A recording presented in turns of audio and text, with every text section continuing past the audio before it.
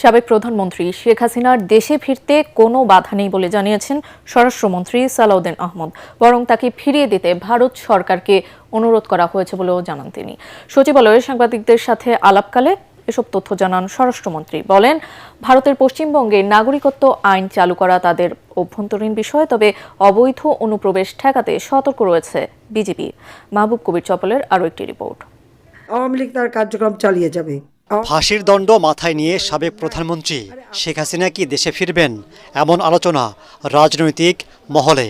সম্প্রতি ভারতের হিন্দুস্তান টাইমসকে দেওয়া সাক্ষাৎকারে শেখ হাসিনা জানান, তিনি শিগগিরই দেশে ফিরবেন, চালিয়ে যাবেন আইনি লড়াই। বিষয়টি সরকার কিভাবে দেখছে, এমন প্রশ্নের জবাব দেন স্বরাষ্ট্রমন্ত্রী। আমরা তো তাকে ফেরত চাই, আইনিভাবে চাই। পররাষ্ট্র মন্ত্রণালয়ের মাধ্যমে আমরা অনুরোধ করেছি, এক্সট্রাডিশন চুক্তি অনুসারে অনুরোধ করেছি। আমরা শেখ হাসিনাকে ফেরত চাই এবং আমরা চাই তিনি মামলার ফেস করুন। তো এখন যদি কেউ বলে আসতে চায়, আমরা তো তাকে চাচ্ছি ফেরত।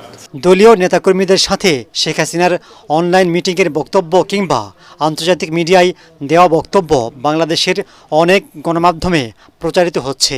তার বিদ্বেষমূলক বক্তব্য প্রচারে নিষেধাজ্ঞা দিয়েছে ট্রাইব্যুনাল।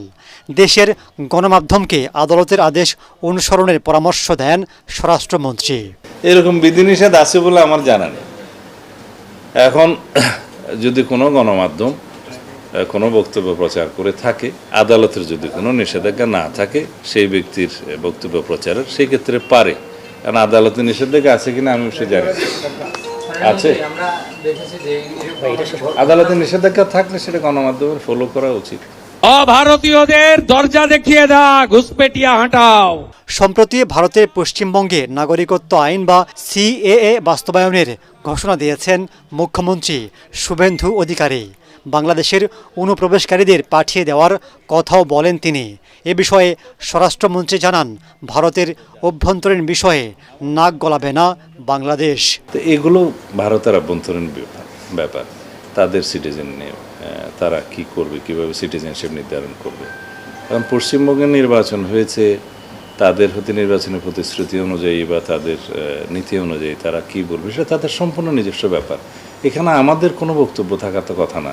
তবে সীমান্তে বিজিবি সতর্ক অবস্থায় আছে বলেও জানান তিনি। আমাদের সীমান্তে আমাদের বিজিবি মোতায়েন আছে। আমরা অবৈধ অনুপ্রবেশ আমরা ঠেকানোর জন্য আমরা সতর্ক অবস্থায় আছি। মাহবুব কবির।